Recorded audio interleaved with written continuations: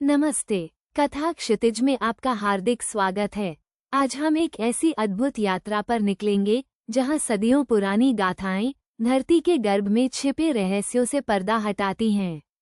हम बात करेंगे कुरुक्षेत्र की, उस पवित्र भूमि की जिसे भारतीय इतिहास और आध्यात्म में महाभारत के भीषण युद्ध का साक्षी माना जाता है।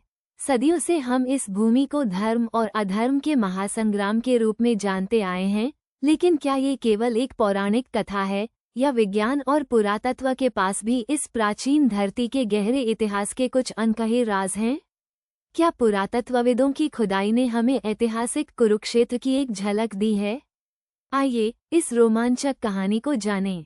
महाभारत की कथा में कुरुक्षेत्र को धर्मक्षेत्र कहा गया है, जहां कौरवों और पांडवों के बीच 18 दिनों का महायुद्ध लड़ा गया था। यह एक ऐसी गाथा है जो हमारे सामूहिक अवचेतन में गहराई से बसी हुई है, लेकिन इतिहासकार और पुरातत्वविद हमेशा इस सवाल से जूझते रहे हैं कि क्या इस महाकाव्य का कोई ऐतिहासिक आधार भी है?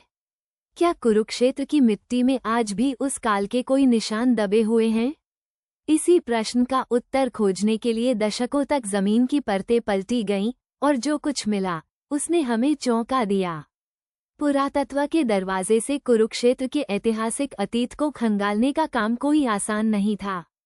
1970 के दशक में भारतीय पुरातत्व सर्वेक्षण के महानिदेशक बी लाल ने इस क्षेत्र में कई महत्वपूर्ण उत्खनन एक्सकवेशंस करवाए।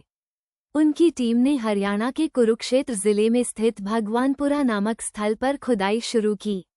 ये स्थल कुरुक्षेत्र की राजधानी इंद्रप्रस्थ से लगभग 70-80 किलोमीटर दूर है और यह खुदाई अपने आप में 1 मील का पत्थर साबित हुई। भगवानपुरा में जो मिला वो बेहद दिलचस्प था। पुरातत्वविदों ने जमीन की अलग अलग परतों में 2 अलग अलग संस्कृतियों के अवशेष पाए जो एक दूसरे के ऊपर स्थित थे।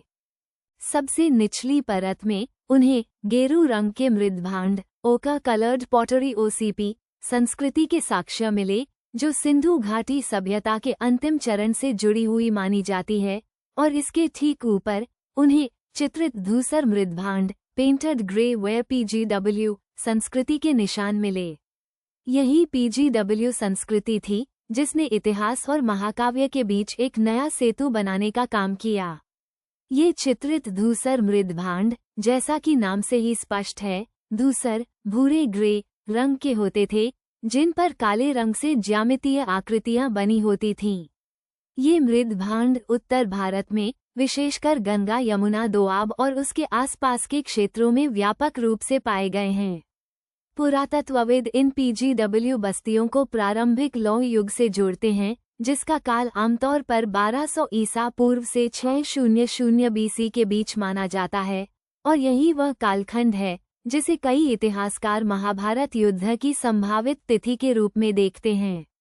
भगवानपुरा में पुरातत्वविदों ने पीजीडब्ल्यू काल के दौरान घरों के अवशेष भी खोजे, मिट्टी की ईंटों से बनी दीवारें और गोलाकार या आयताकार संरचनाएं जो एक संगठित समाज का संकेत देती हैं। उन्हें लोहे के उपकरण और हथियार भी मिले, जो ये दर्शाता है कि यह समाज धातुकर्म में निपुण था और खेती के साथ साथ संभवतः युद्ध में भी लोहे का इस्तेमाल करता था। इसके अलावा उत्खनन में जानवरों की हड्डियां भी मिलीं, जो उस समय के आहार और पशुपालन के बारे में बताती हैं। ये केवल भगवानपुरा तक ही सीमित नहीं था। कुरुक्षेत्र और उसके आसपास के अन्य स्थलों जैसे दौलतपुर और मिर्जापुर में भी पीजीडब्ल्यू संस्कृति के अवशेष पाए गए हैं। ये दर्शाता है कि यह एक व्यापक और स्थापित संस्कृति थी जो इस पूरे क्षेत्र में फल फूल रही थी। ये सभी पुरातात्विक खोजें महाभारत में वर्णित समाज और भौगोलिक क्षेत्र से एक अद्भुत सामंजस्य बिठाती हैं। महाभारत में जिस समृद्ध कृषि आधारित समाज, लौह हथियारों के उपयोग और नदियों के किनारे बसी बस्तियों का वर्णन है, वो इन पुरातात्विक प्रमाणों से कहीं न कहीं मेल खाता है। तो क्या इन खोजों से यह सिद्ध होता है कि महाभारत का युद्ध वास्तव में लड़ा गया था? पुरातत्व सीधे तौर पर किसी महायुद्ध का प्रमाण नहीं देता। जमीन में दबे अवशेष किसी युद्ध की अंतिम लड़ाई का स्पष्ट प्रमाण नहीं दे सकते, लेकिन वे हमें एक मजबूत ऐतिहासिक आधार जरूर प्रदान करते हैं।